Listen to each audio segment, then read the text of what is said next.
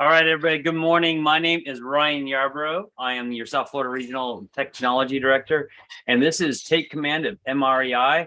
And it is the last day of the month. We always do this on the last day of the month, and we're looking forward to next month. We're going to be celebrating Hispanic Heritage Month, so we're going to kick that off with all of our instructors are going to be of Hispanic heritage. But this month we do have millionaire real estate agent or millionaire real estate investor. Sorry.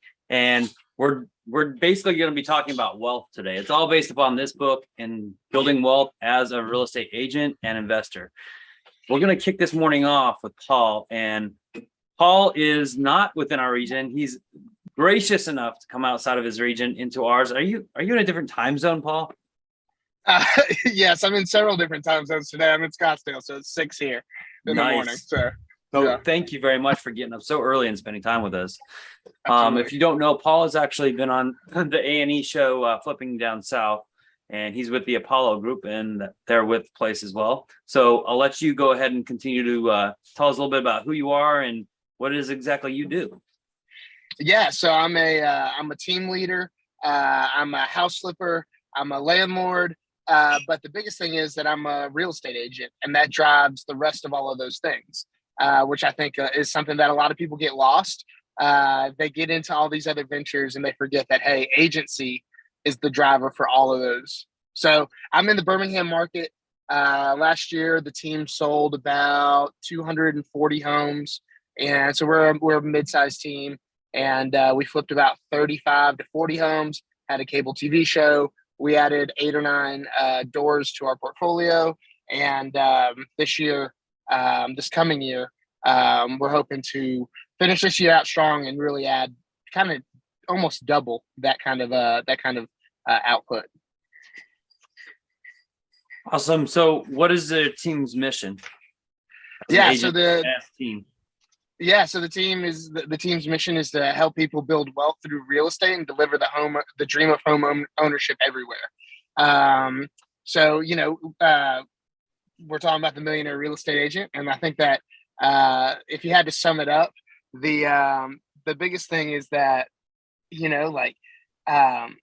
rich people buy assets that appreciate and never sell them, right? And we're trying to help all of our clients realize that when they buy their first home, that is an asset, and then never sell that house. So when we go on a listing appointment, the first thing we talk about is like, well, what would it look like to hold this? And that's not always the right answer, because you have a lot of different types of equity, right? You have equity in your house, you have equity in your happiness, you have equity in all these other things that you have to have, and they all have to balance out.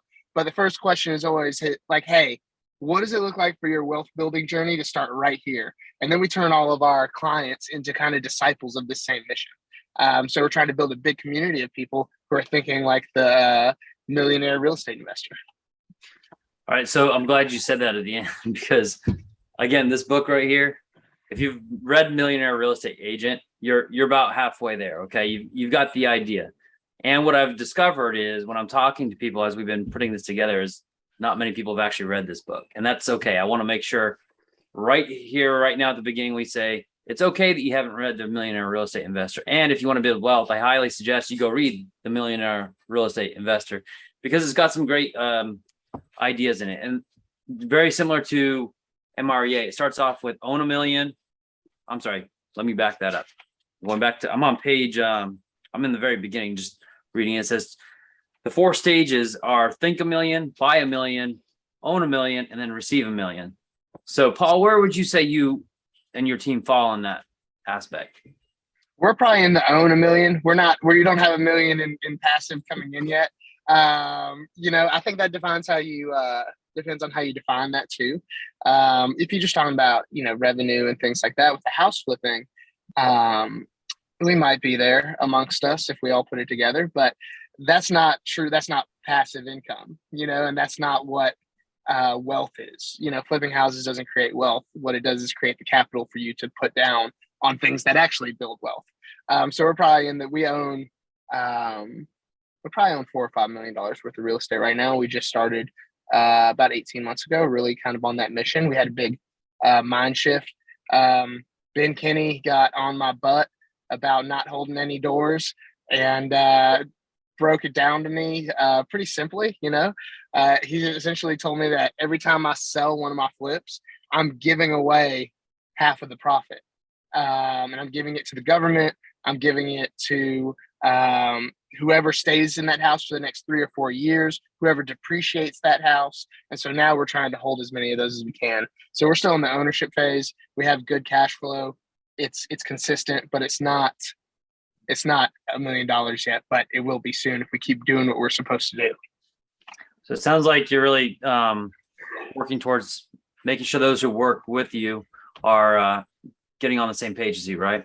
As far as absolutely working towards that, owning $1 million. Now we're going to work towards receiving $1 million. That's awesome. And you said a key thing right there, and I think we're going to hear this phrase quite often throughout the day. And it's something different that maybe real estate agents don't think about as much. You said own a door. Mm-hmm. Yeah. So yeah, absolutely. So a door is just kind of a metric that we use. Whatever produces income as a rental is what we consider a door. So if we have a apartment complex and it has 16 units in it, that apartment complex is 16 doors because it has 16 opportunities to make us money where people live there and rent space from us. So I'll probably use that term a lot as we continue to talk about this. Yeah, I think that's one term that is a little bit different between real estate. We don't typically say, hey, I'm going to go sell a door today. That's true. Yeah. All right. So let's back up a little bit, because right now you build a very large team and you guys are working very closely to build wealth. So where did that all begin from? Where did you start? Because you didn't start with a whole bunch of properties and you didn't start with a TV show, right? Yeah.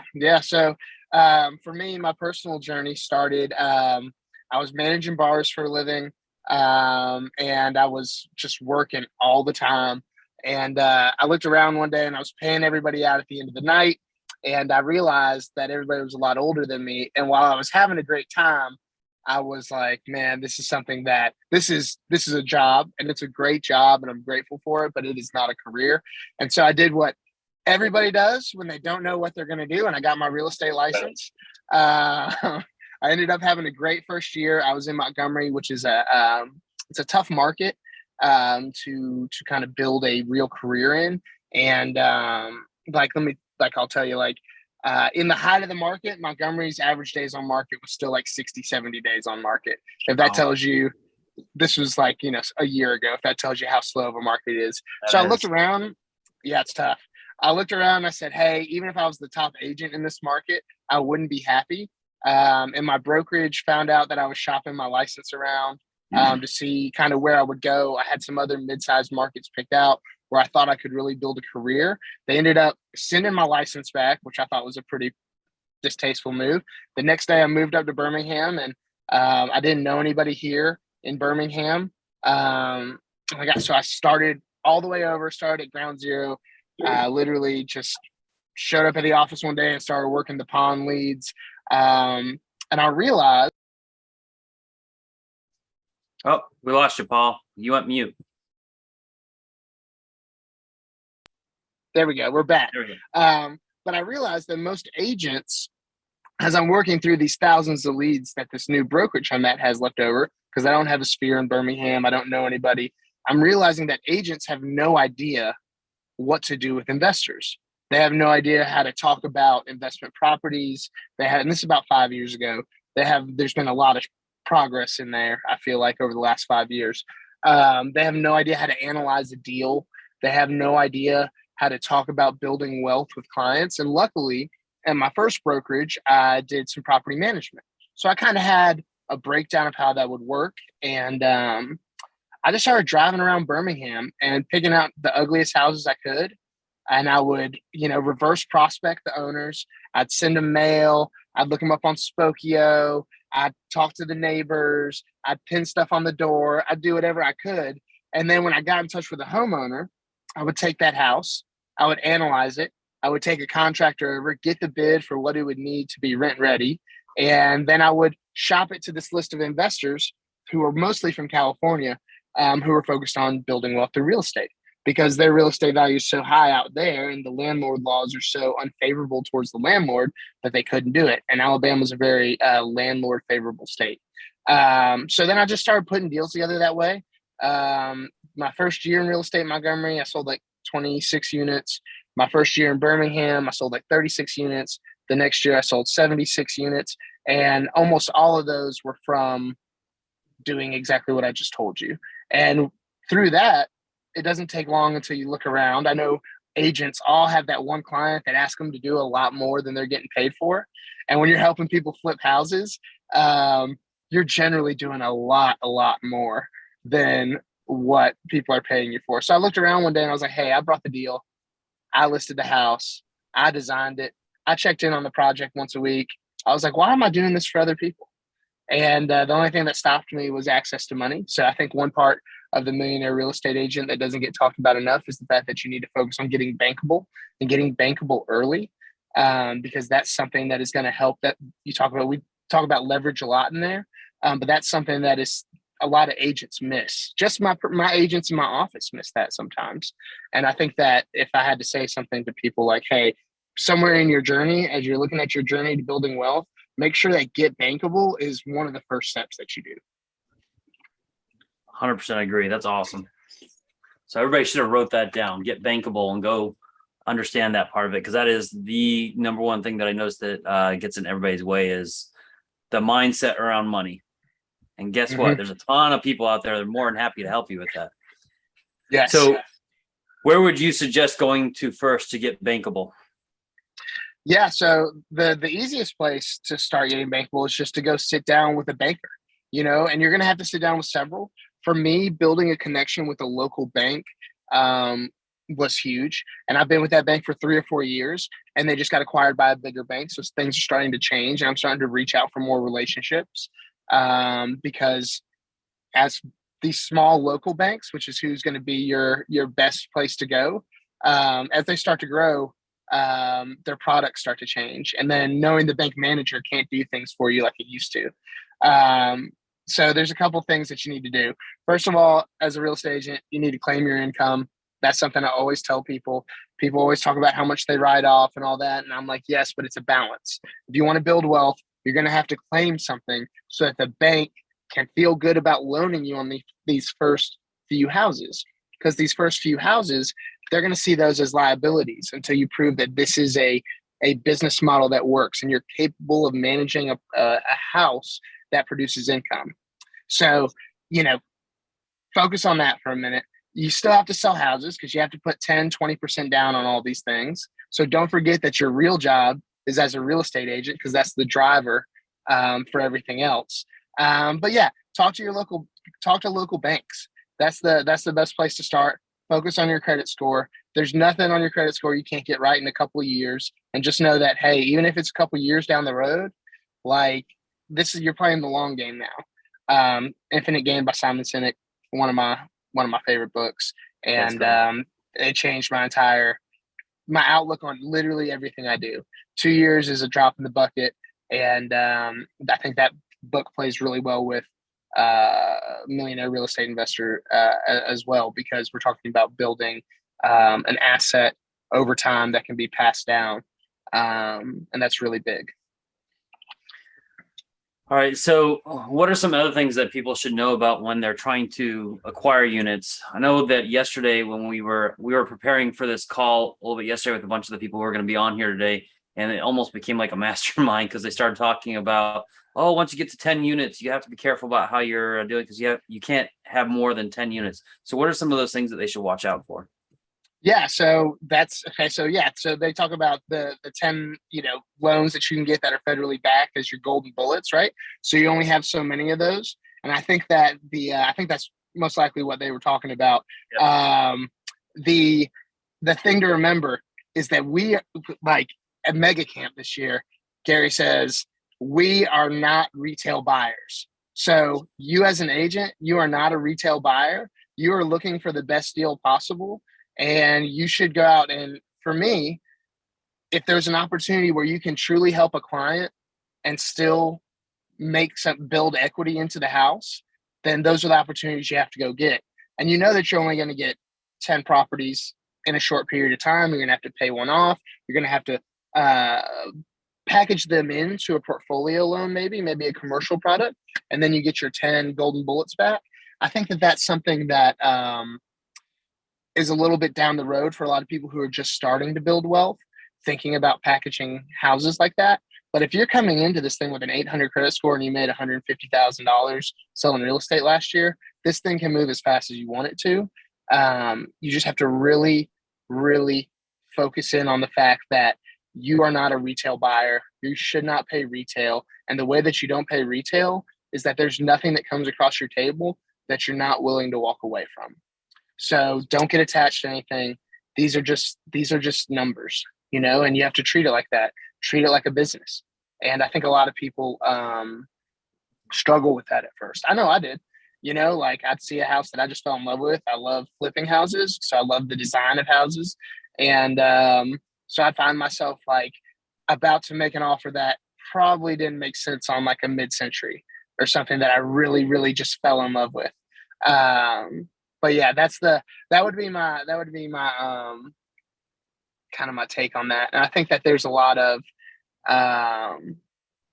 there's a lot of room there for interpretation. Like there's a lot of different strategies, like you don't, as a landlord, you can do Airbnbs, you can do short-term rentals, you can do long-term rentals. I have people that I work with, investors that have all sorts of weird strategies, but you just got to find what works for you, and then go do it. Right. I think what you said there was really key. So my parents, when I was growing up, they were realtors and they flipped homes as well. Quite a few, actually. We had an area in our neck of woods that when I was younger, those houses were selling because we're in an area where people tend to come here to eventually pass away. And so a lot of their family members are up north and they'd end up just wanting to get rid of them. So they were buying these houses for like $18,000, $20,000 a piece and then gutting them and redoing them. But one of the things I did learn is exactly what you said. If you fall in love with them and then you start putting all this love into it and then you try and sell it, you're emotionally invested into that property, and it's a little bit harder to get rid of them at a realistic rate because you think it's just like a lot of our sellers are. They put all this love into it, so now they need to get more for it, and it's not necessarily the case. Yeah, exactly. And yeah, you just can't do that. You just gotta stick to your guns. And what helps sometimes is like one of the biggest things for me was having third-party accounting, which was something that I just recently did. So me and my business partner have since split up since I first agreed to do this. And one of the things that I advocated for early on was third-party accounting because it tells the truth all the time. And sometimes as entrepreneurs, we are very hopeful, and you need somebody who can come in and tell you the truth. And you need to realize that your accountant is not somebody that you have to like. It's just somebody who has to be really good at their job. So that's a little tidbit that I would like to tell everybody to think about. That one, your accountant isn't somebody that you have to like. They're just somebody that has to be really good at their job.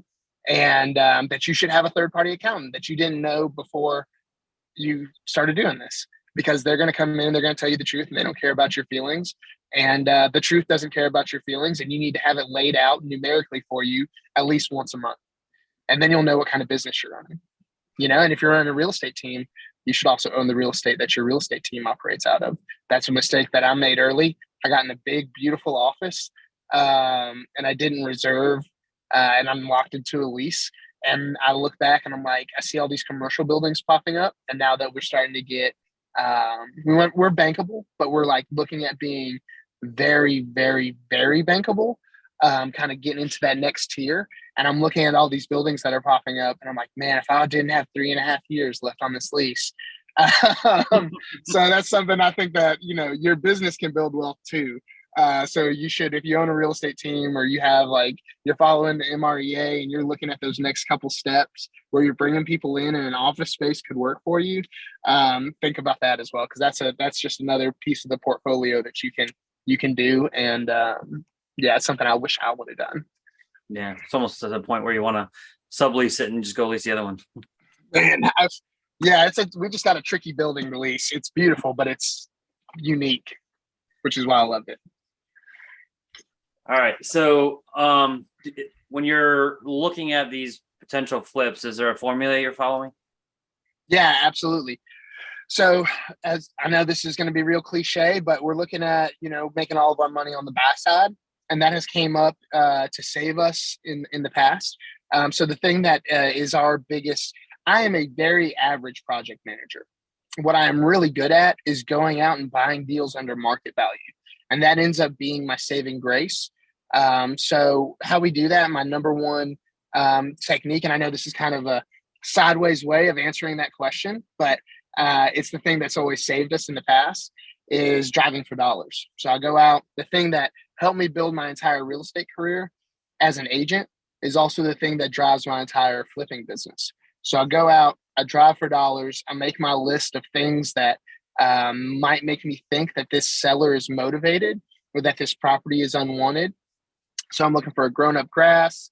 I'm looking for disconnect notices for utilities that are put on the door. I'm looking for stacked mail in the mailbox. I'm looking for houses that are in general disrepair. And then I'm looking for some other things that are a little more subtle. One of my favorite tellers of, hey, somebody just moved out of this house, is a broom or a mop in the carport. And we have a lot of carports here in Alabama, because usually that's the sign of a tenant turnover and a tired landlord. That's something we've had really high success with. So I'm looking to buy at around 30 to 40% of ARV. And I know that for me, unless it's a huge remodel, I'm going to be between $45 and $55 a square foot on the rehab. That's just what my labor cost. Now it used to be more expensive than that, but as I've started to ARV, just got it popped up in the bottom. That's the after repair value. So I'm trying to, let's use $100,000 because that's a real even number. Let's say that the after repair value of a home is $100,000. I'm trying to buy the house for around $35,000 or $40,000, and then I'm trying to put $20,000, $30,000 into it tops. And I'm trying to get out the other side, making at least a 25% return on my money. And I figure that if I shoot for that 25% on my money, coming out with 15 isn't bad. Our average turnaround time is about 100 days. But the reason I know all this stuff too, which is extremely important, is because we track all the data. So we keep meticulous books. We keep timeframes of everything. We have spreadsheets for everything. And because of that, I'm able to go in and say, hey, here's where we are, like on our renovation costs generally. And I can go in and make really educated bids on houses and move with confidence through the market. So yeah, that's that's a very general overview of how our systems work for flipping houses. I do have a full-time project manager now too. We're scaling up to the point that we have 20 at a time for the first time ever right now. So we constantly are creating systems and then pushing them and breaking them and then recreating them and then doing that over and over again. So yeah, sounds familiar. Yeah, exactly. So all right, so let's see, we're pretty much at time. I want to make sure that we get into this part of it. You're on a TV show, obviously. You're in Flipping Down South. So how did that come about? Yeah, so a couple years ago, one thing I've learned about myself is that I crave adventure. Adventure is the thing that I value over almost everything else in my life. When I look at the story of my life, it's just a series of adventures. And so a couple years ago, I guess about 3 years ago now, I was like, hey, what's the next goal? That would just make me really happy. And I was like, hey, getting a TV show would be cool. And so I started orienting, and it was also the thing that would pour rocket fuel on my business, So I started orienting all of my social media around being a product that a TV show would pick up. So I did my research. I started posting at different times using the right hashtags. I started essentially just creating a portfolio that a TV show would find interesting. And I had been through the interview process with HGTV a couple times. I thought I had made it pretty deep in the process, but then I actually went through the process, start to finish, and realized that I hadn't made it anywhere. And so one day, we had some smaller networks reach out, and it was something that we just weren't interested in. And then one day I get a message on my Instagram from a lady that works for Water Cooler Casting. She's like, hey, I'd like to set up a phone call. So we set up the phone call, and I'm prepared because I know I've done all my research, so I know exactly what questions she's going to ask. We rip through those. Second interview is a Zoom. We ripped through those. She's like, hey, bring your business partner in. I brought my business partner at the time, Cody, in. We crush it because we're ready for it. We had Google Drives and stuff already with like headshots of the team and bios and like pictures of past projects and all that stuff. So we just moved through the interview process pretty smoothly. This was in the height of COVID.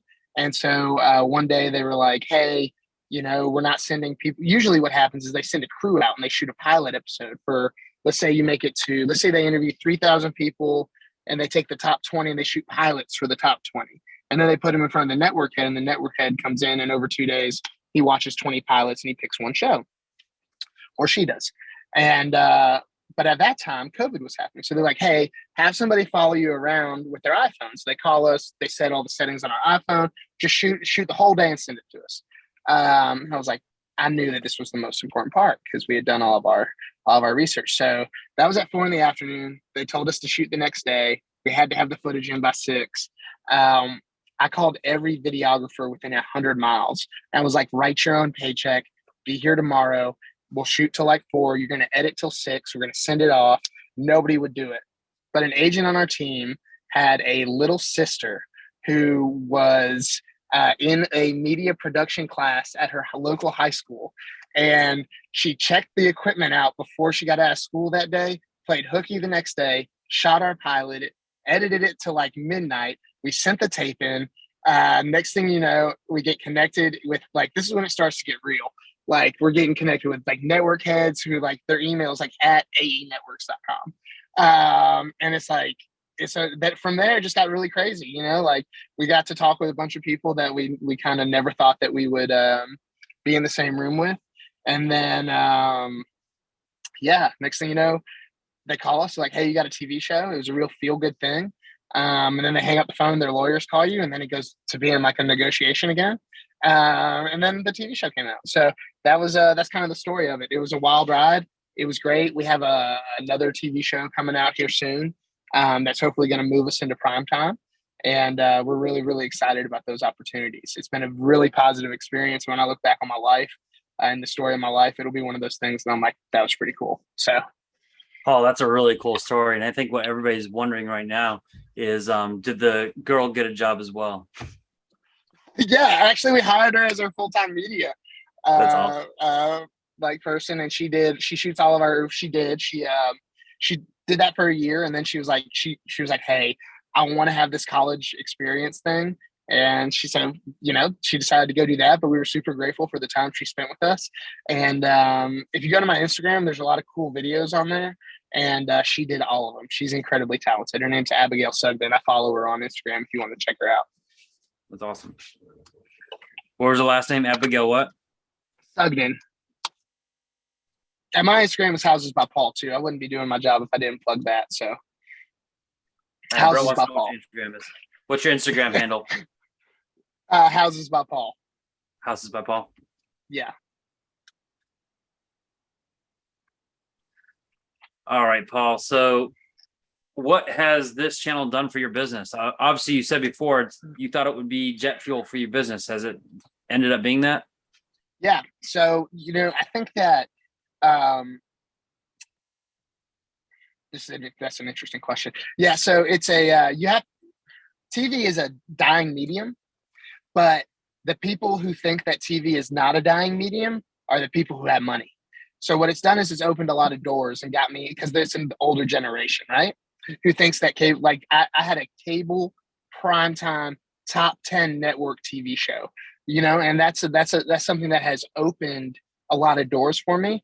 My phone has rang and have had some really awesome conversations with people, which I think that information is a form of wealth too, that we should be building. And when you get into people who, they think it's just cool to have a conversation with you. But for me, I'm just listening, and I'm looking for that one thing that they say that changes my business. That one thing that they say that changes my outlook on how I'm looking at things. And so that's been the coolest part, is like having a lot more of those conversations and getting a lot more meetings with people that will create those kind of conversations in the future. We've sold more houses. People have brought us more deals. All that is great. I've probably gotten a better deal on construction because people always want to be on TV. But at the end of the day, the biggest thing is that it's opened some really, really cool doors that are going to expand how we think and how we do business. And it already has. So, Can you share what the next opportunity is? yeah. So, the next opportunity for like TV, like what that's looking Sure, you like. said you had one coming up. Oh yeah, so we have another show coming up. You know, one of our big goals is affordable family housing, which is probably why I don't own as many doors as I probably could right now, because I do think that we might be in what we might be in one of the last real land grabs that we see for a long time, and I think that the delivering the dream of home ownership is really important, and especially to working class families, because those are the same people that were holding rentals in those neighborhoods. So, you know, I don't think that people should own 5,000 homes. I don't think that that's just not, and we might have different opinions on that. But the next show we're doing is about affordable family housing, houses around $100,000 for homeowners, which is something that we're really focused on. It's something that we also are going to continue to flip in that price range because we're just really passionate about it. And I think something that's really interesting too is we don't really sell to hedge funds. We help local people buy in their community and hold equity in their community. And what's really cool is like we talked about it earlier about our clients going to them and saying, hey, you should hold this house, right? You shouldn't sell it if it makes sense for you, and everybody's family is different. But when you take all of your clients and then you're also flipping houses and you start to build this community of people who have equity in their community and they care about their community and they care about the decisions that are being made inside their community, that's what running a real estate team really is to me. Is that's how we have an opportunity to make a big impact, and that's why our job's really important.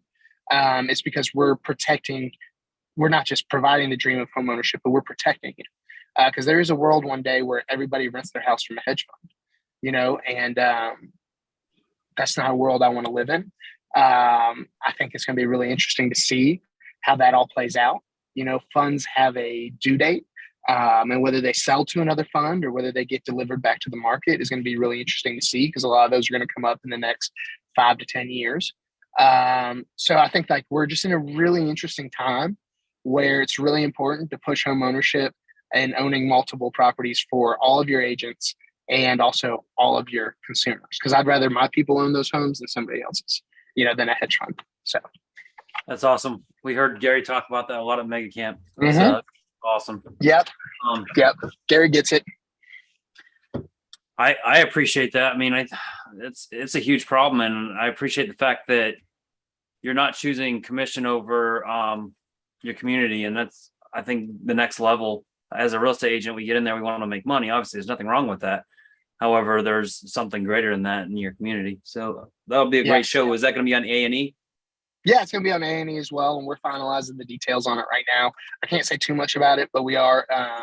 We're finalizing the details on it. Hopefully, it's something that lets us get into prime time, which opens up some more cool doors. And also, you know, you have one cable TV show, it could be a fluke. You get two, you're in there. So that's kind of what I'm shooting for on a personal level too. So you, this is my last question. I'm going to open it up to everybody else to be able to ask some questions. Okay. If somebody else wanted to do what you're doing, what would you suggest? Because you said you did the research. Where did you go? Obviously, you probably Googled it, but where specifically would somebody want to start doing this kind of research to get their own show? Oh yeah. So Google's a good place to start. Luckily, I had friends in the business. So what I would do is everybody has friends in every type of business, whether they're 2 or 3 times removed. You're just going to have to ask, you know, and then you're going to have to find a way to provide value to those people. So for me, like, luckily I have this thing that everybody's curious about, and it's house flipping. And so I was able to kind of use that as an entryway into talking to people who I knew who were in the TV industry, in the film industry, and get conversations with other people, their friends and stuff. And kind of just figure out loosely what TV shows want. And then I'd been through the interview process a couple times. And so I kind of made notes on what that was like and started building those profiles out. And then I did a lot of research online too. There's the internet's a wild place. You can find pretty much anything on there. And that's one of the things that helped me out a lot. So between those three things, I was able to put together a product that a TV show wanted to pick up. And what I heard earlier too is you kind of created some systems and models around this because you had everything ready in your Google Drive. You had headshots, that stuff ready. Yeah. You probably had the numbers right there so you could show, okay, we've flipped this many houses, we've done this many times. So you weren't just some guy who just started flipping houses a couple of weeks ago and you've done one and it's great. You could actually show the numbers behind it. Yeah. So consistent. Yeah, so I can narrow it in for you. Before and after pictures is something they're going to love. Consistent presence on social media. Don't worry about your likes. It helps how many followers you have and how many likes you have, but they'll make you whatever they want you to be. So, just consistently post content that shows that you have a personality and that what you're doing is unique and different. And for us, that was $100,000 homes that are full of life and full of color. Make sure that you have bios on everybody that you work with that you think might want to be involved with a TV show.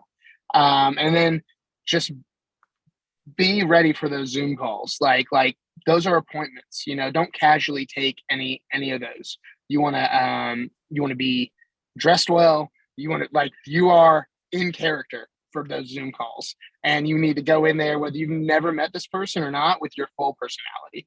Because if you go in there timid and trying to feel things out and worried about whether they're going to like you, they're going to hate you. You just got to go in there and you just got to be you. And if they love you, that's great. And if they don't, you got to know that another network's going to pick you up. And that's one thing we did really well is we had a lot of false confidence in the fact that we knew we were going to get a TV show, which is not really statistically the way it works. So awesome. So let's go ahead and open this up. Does anybody have any questions? If you do, please go ahead and either put it in the chat or go ahead and raise your hand and we'll bring you on to ask Paul a question.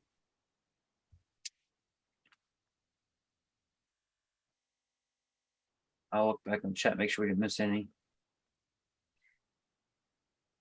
I got you, Chris. Chris wants to know where you're from. Fort Lauderdale, Florida. Moved to Montgomery when I was like 12. Me and Chris actually went to elementary school together. And so then we're both got into the Keller Williams world and reconnected.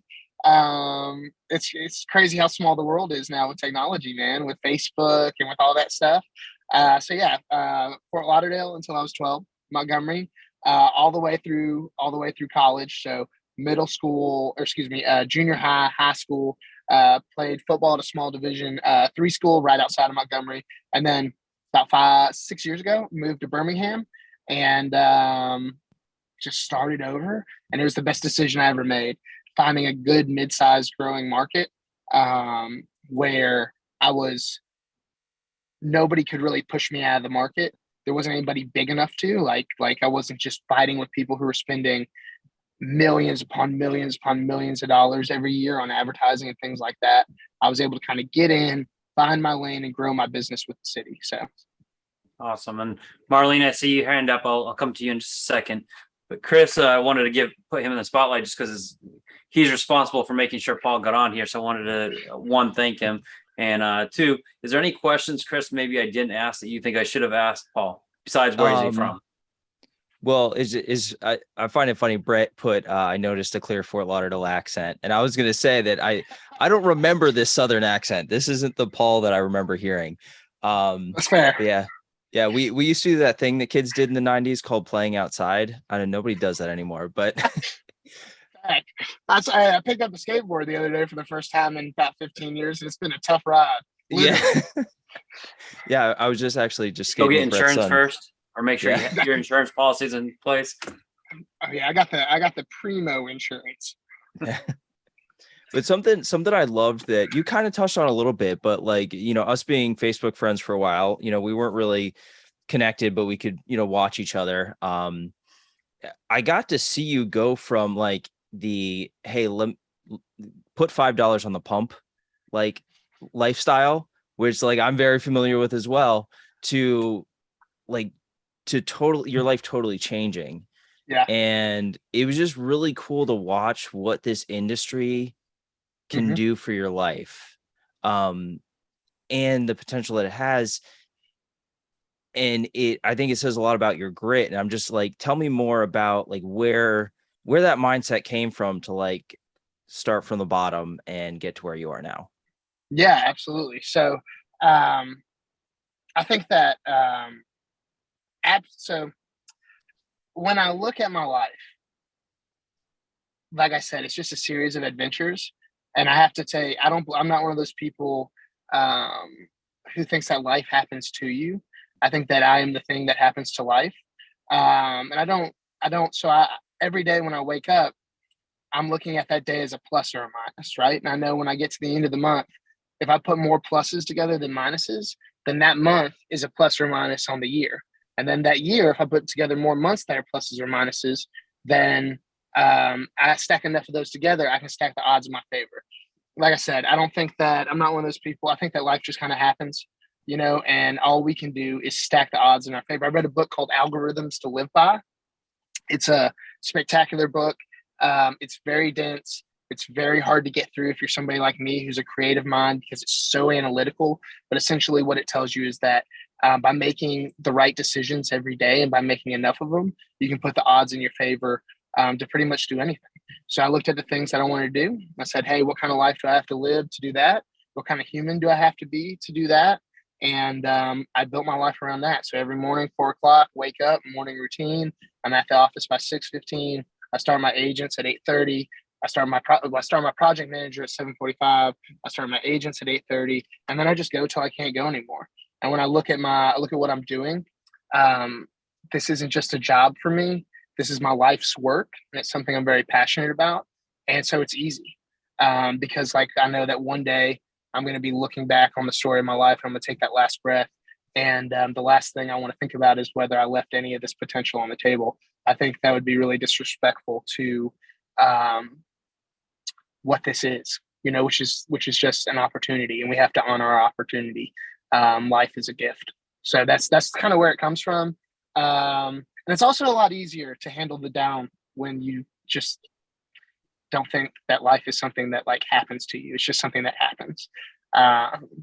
So that's been a big blessing too, is that I grew up in a family where I never expected life to be fair, So that ended up, when I look back on things and my childhood, that was a big blessing too, because I think that a lot of my friends got out of college and looked at like life happened to them all of a sudden, and like bad things happen and they didn't handle it well. And I was like, guys, this is like Tuesday, just a regular Tuesday, you know what I mean? And so yeah, that's kind of the mindset behind it all. Like you just got to get up every day and just know who you are and know what you're about and just do that, because anything else just doesn't matter. So that's awesome. Thank you for sharing that. We got a couple questions in the chat, but before we go to those, let's go to Marlene. She's been patiently waiting. So Marlene, what's your question? Great. Thank you for the opportunity. Hi, Paul and Chris and Ryan. I'm from Key West, Florida. So we live on a 2x4 island. And my husband and I, we do have investment properties here in Key West, but we've also ventured out to the Tampa area. So my question is, and although we don't get the return like we do here in Key West with the rentals and everything, it's still a great investment because we don't have to also put in as much to own the properties elsewhere. My question is also, what institutions do you go into, like bank institutions or banking in other words? You said to go to your local banks and establish a relationship. So we have local credit unions, we have local banks in Key West, and maybe a couple of, big branches like, Iberia and things like that. What do you recommend though? Local banks or a bigger company that's throughout the world or throughout the country? Yeah. So for for your first set of rentals, which sounds like you're already doing, I always go through a credit union. And then I would find one of these big commercial lenders to wrap everybody in together. And different commercial lenders have different policies about how they do that, and what like loan to value ratio they can do and things like that, depending on how long you own the property and how much you put in it. Lenders are really tightening up right now, is what I've noticed. not necessarily on the hard money. People are still, at least my people are really still heavy on loaning money on flips. But when I'm trying to refinance out of stuff, and I have a spectacular real estate repayment record, people are really saying like, hey, we can only give you 60% of value right now. And so I think that the lending market is changing, and I hope it levels out here soon. But local credit unions is who I've built my whole business with, and then private money as well. So going in and doing borrowing out of an IRA at a rate, or borrowing from an individual who has a HELOC on their house, things like that have been really big for me. And honestly, when we first got going, it was all private money. It took a second to get for a bank to loan us money, even though we had decent credit. They wanted to see that we had bought and sold several houses before, and they wanted to see our names on them. So like all those projects I did with investors, where their name was on the deed, I didn't get any credit for that stuff. But there are some national lenders that are still doing a lot of heavy lending on portfolio type stuff. Thank Great you. question, Marlene. Thank you for that. Marlene also hinted on this part of it, and it's in the chat, because she was saying that she's from Key West, which that's awesome. I got to go down there and visit you guys here soon. That'll be a fun trip. But she said she's come to Tampa, which is in the area I'm actually in. I'm in the Clearwater, Tampa Bay area. Mm-hmm. That's a trip. And then Leila in here says, I have a property 3 hours away. Is it best to sell and buy properties where I am living now, or is it okay to go outside? Yeah. So for me, I only buy within a couple hours of my home. I think 3 hours is totally fine. What I tell people is, when you're learning the business, your first few rentals, you want to be able to get there and you want to check on things, right? So I always recommend that. This is something else that if you have one property, I recommend that you manage it yourself. It's going to help you from an education standpoint, knowing what the property manager is going through and realizing that that's a real job. You know what I mean? Like that's a full-time job. If you start managing 3 or 4 properties, you'll realize that your time has been taken up a lot. So I always recommend that people do that at first, so they understand what the rental process looks like, what the maintenance process looks like. They respect the property manager. And then as soon as they can, they offload it and start treating it like a real business. Because that 10%, 15% flat rate, whatever you give to that property manager, that's the best money that you'll spend. But you need to understand why you're spending that money, or else you'll always look at the balance sheet and you'll kind of like resent it, or you'll think, oh, I could do that myself. No, you can't. Like your job is selling real estate. Don't get away from that. Selling real estate is what creates you the income you need to do all this other stuff. And I think that that's something that a lot of people get away from. And I wish that they wouldn't. But 3 hours, not a big deal. Something's an emergency, you can get there. I wouldn't sell it. I'd keep it. If it's a good rental, it's a good rental, Oh, were you talking about a property manager or a transaction coordinator?